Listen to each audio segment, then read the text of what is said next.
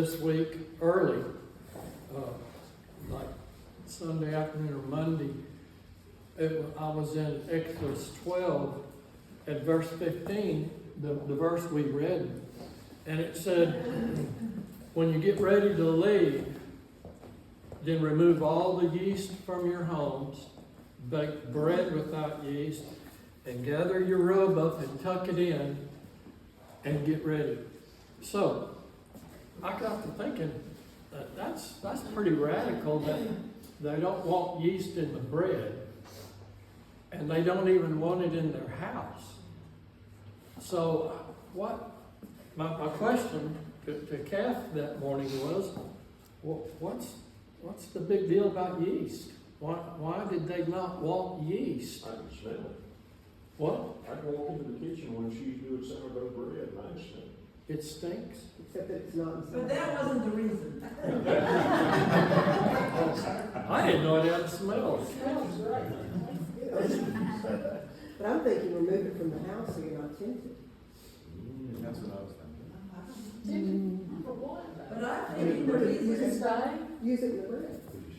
the reason to not put yeast in it is that takes time and it elongates it, and they did not know when they were. Which they didn't That's have. what it really I tried. didn't have much. They didn't have time. Let me add a little something. I don't know how much y'all are into biblical history, but that used to be my thing when I was in prison. I did a lot of studying of biblical history, especially God's chosen one, Israel. It was a custom back then for them.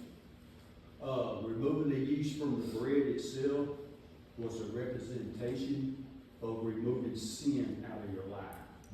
Because what the sin do is the same way that yeast is. It will puff you up. And that was the purpose of removing the yeast. It's a physical practice of spiritually removing the sin out of your life. Uh-huh. So it Does was that kind of, help anybody understand what's going on with what Dwayne is saying? it was a metaphor, yeah.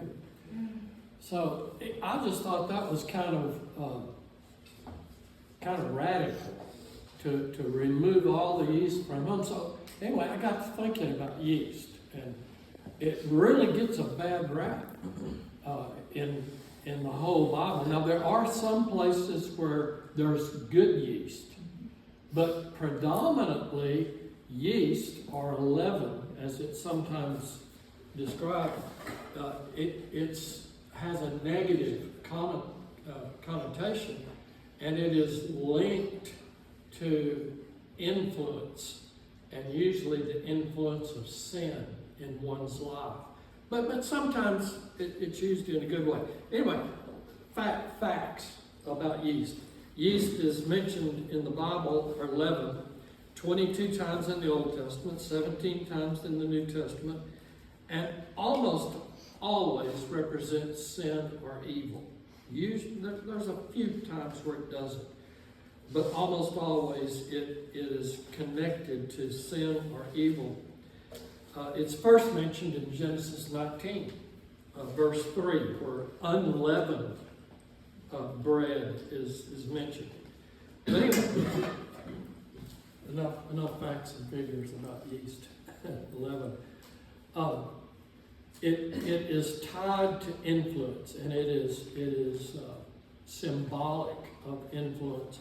So when you go over into the New Testament, yeast is a subject that Jesus mentions.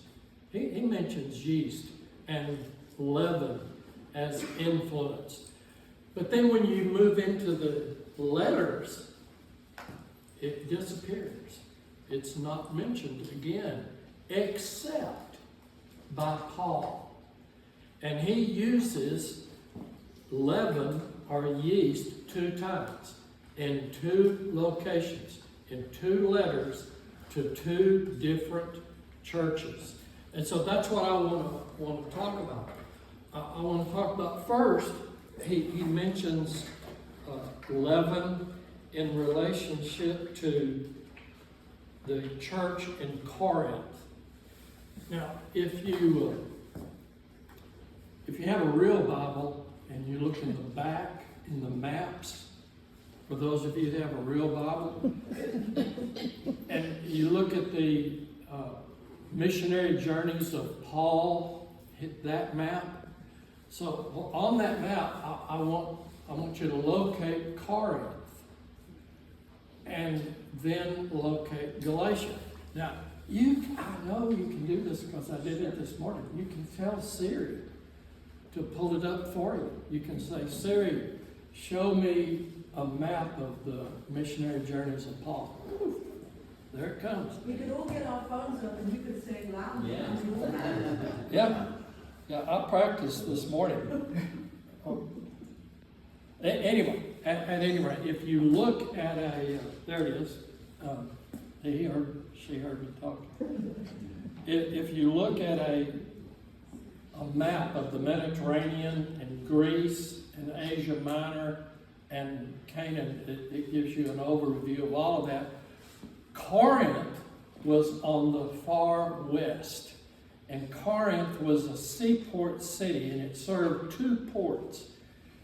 It was actually on an island called Achaia, and there was a narrow channel between this island, which was massive. It was 3 times the size of Cyprus, and Greece. So right across this narrow channel, you had Greece in those days, and on your map, it's going to be called Macedonia. So you remember in Acts where Paul is in Corinth and he has a vision at night? He gets the Macedonian call. Remember that? The song? There's a call comes ringing o'er the restless waves. Send the light, send the light. That's the Macedonian call. Paul was getting that Macedonian call from Greece. He was in or on the island of Achaia when he got that vision. He was in Corinth. Now, some things about Corinth. It was if not the, it was one of the most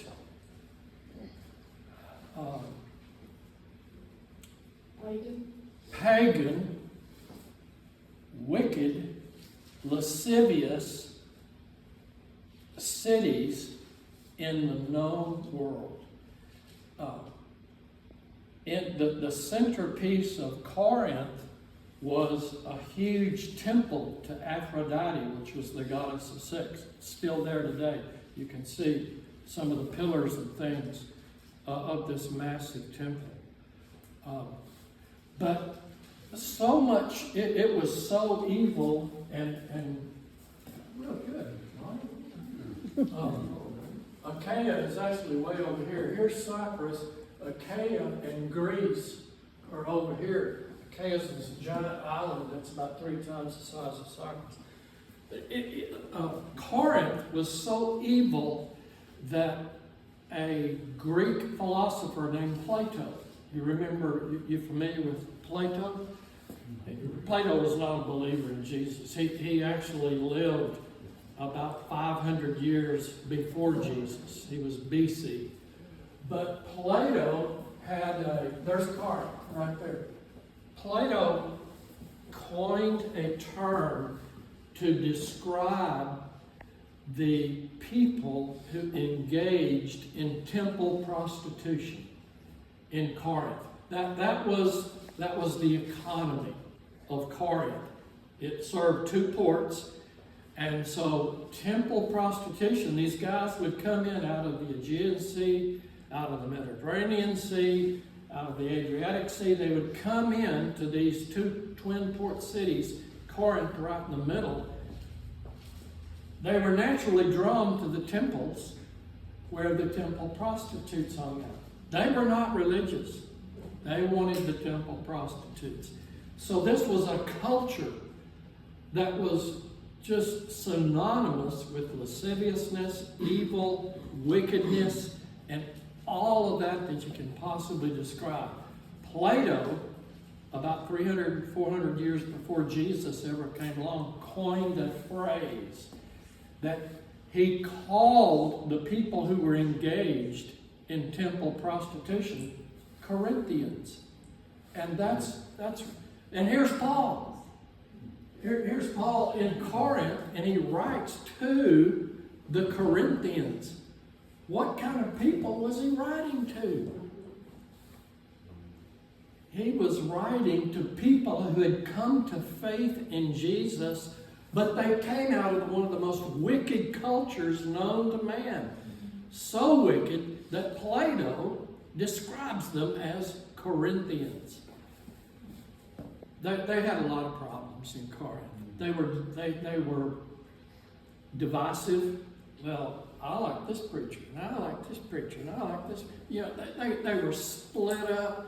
But the big problem was, well, it wasn't the big problem. Thank you, Donnie, for pulling that up, by the way. Their big problem is, one of their big problems is 1 Corinthians 5. I have to make big letters so I can see this. 1 Corinthians 5, verse 1. Here's what he says. I can hardly believe the report about the sexual immorality going on among you. And what was that sexual immorality that they were engaging in? One guy had his father's wife. Incest. Yeah. Incest. This guy was actually had a romantic relationship with his mother-in-law. And Paul says, Stepmother, I believe. Yeah. what? Stepmother. Stepmother, yeah. Yeah, I can't see his mother-in-law.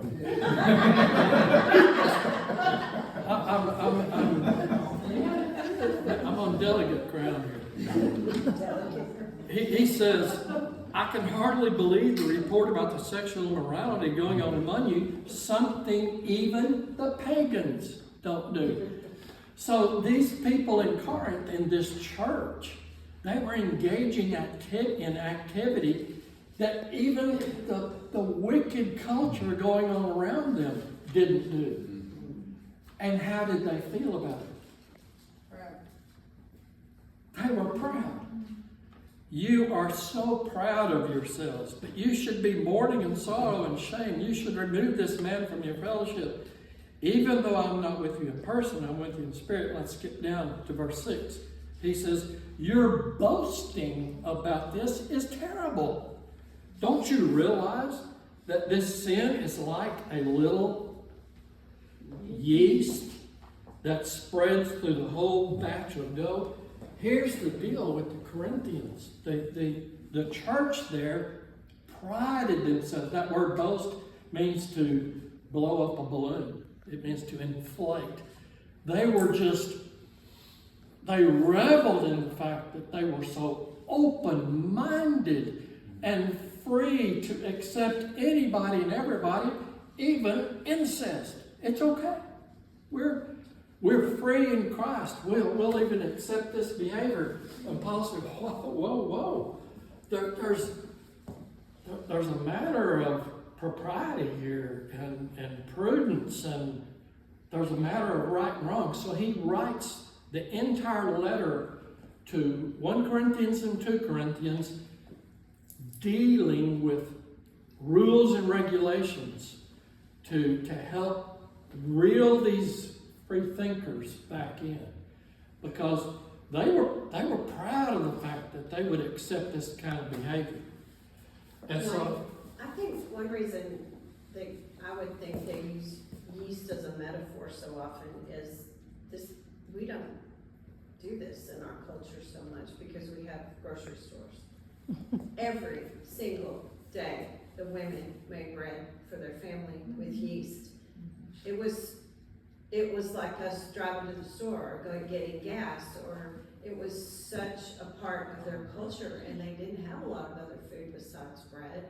They could get what other grain could be milled around them. Huh. And so nothing could be a second nature, just go, oh, like yeast, okay. wow, Yeah, it was so such a real. common activity. Yeah. Huh. Well, here Paul says, don't you know that this activity that you're engaging in is like a little yeast?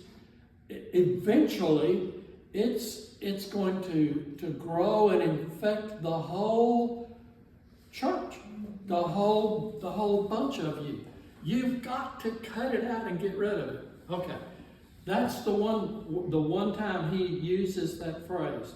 A little yeast leavens the whole lump. The next time is in Galatians. That's such a wonderful map. Here's Galatia right up here. It's modern day Turkey. It's a region, but it's a long way.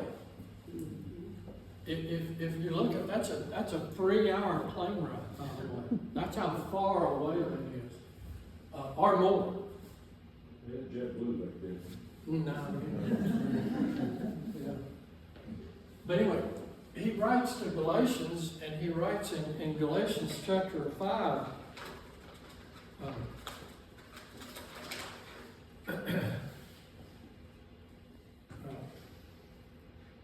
He says in verse 13, at the end of 12 and 13, he says, "You did not mistreat me when I first preached to you. Surely you remember that I was sick when I first brought the good news."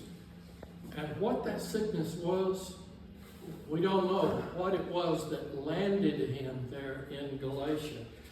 But a lot of people think that he had pink eye or some kind of eye disease, because look what he says. "Even though my condition tempted you to reject me, you did not despise me or turn away. No, you took me in and cared for me as though I were an angel from God, or even Christ Jesus himself. Where is that joyful and grateful spirit you felt then? I'm sure you would have taken out your own eyes and given them to me if possible. How have I become your enemy because I'm telling you the truth?" And he says in that context, don't you know that a little leaven leavens the whole lump there in Galatians? So what was the issue that he was dealing with? In Galatia, Judaizers had come from Jerusalem and gone north up into Turkey, and they were doing two things. They were discrediting Paul and saying he doesn't really have the authority of Christ behind him. And so when Paul writes in Galatians 1, there's very few niceties in his introduction. He pretty much starts out swinging his bat and saying, you are crazy. You Judaizers who want to come in and force circumcision upon these believers, because believers in Jesus are free and they don't need the restrictions of the law. So, two different churches both received the same instruction. Don't you know that a little yeast leavens the whole lump? One church was given to freely accepting any kind of aberrant behavior you can possibly imagine. The other, he says in Galatians chapter 4, previously there,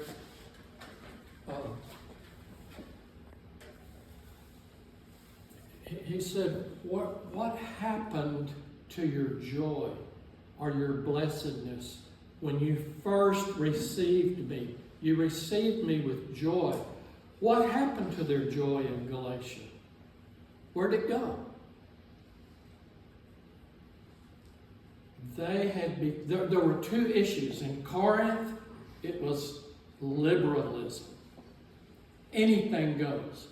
In Galatia, it was legalism. They were being reeled in and closed in by the legalistic Judaizing teachers that said, well, you can be a believer, but if you're not circumcised, that doesn't work. What they were saying was this: if you don't believe, you can believe in Jesus, but if you don't believe the way we believe, then you're out of here. Those very words were said to me one time in a church meeting. Those very words were said. If you don't believe the way we believe, maybe you need to leave. what happens when legalism begins to constrict and get a stranglehold on a fellowship? Where does the joy go? It's gone. It's gone. There's no joy. He said, you would have plucked out your own eyes. What happened to your joy? Well, the joy was squeezed out by legalism. So you have two churches. You have Corinth, where anything went, and you have Galatia, where TikTok, the game is locked, and nobody else can enter. It was legalism run amok in Galatia. And isn't that a powerful, isn't that true today? We have some where anything and everything goes, there are no boundaries whatsoever, and then you have the constricting, joyless atmosphere. So how do you deal with that? What is that middle road where you can retain your joy but not give way to rampant anything goes? Well, he describes it in two ways. To the Corinthians in chapter 4, verse 1, he says, Apollos, so look at Apollos and me as mere servants of Christ, who've been in charge of explaining God's mysteries. The word servants there is not diakonos, it's not deacon, the word is oarsman. He says, Apollos and I, we're in the boat with you, and the way to go through life as a believer in Jesus is to be servants of each other. One of you can't do everything you want, and the other be restricted. There's a book, a really good book, that describes the 8-man rowing scull that participated in the Olympics in 1939. What was the name? Boys in the Boat. What? Boys in the Boys Boat. in the Boat, yeah. It is a great book, but it describes in great detail what has to happen for 8 guys to row in sync. And there cannot be a dominant. Everyone has to row in unison. And that's what Paul is saying in Corinth. You can't have dominant people. Everyone has to row this boat in sync. You have to be servants of each other. That was his message to Corinth. His message to Galatia was restriction. The restriction of legalism is not conducive to joy and faith. Freedom in Jesus leads to joy in Jesus, for that matter. So that's where we need to be today. We need to be oarsmen, all rowing the boat with Jesus as our authority, to avoid the rampant liberalism. I can't think of the right word to describe it, but anyway, the attitude that anything and everything goes, it's okay, and who cares what you think about it? Because I'm free. I can do anything. And the other is, oh no, you can't do anything. Nothing. We're going to restrict you out of every. There's two extreme approaches to living a life of faith. And Paul describes both and uses that term leaven. So may we be leaven and yeast that leads us to be servants and free in Jesus. Yes, ma'am.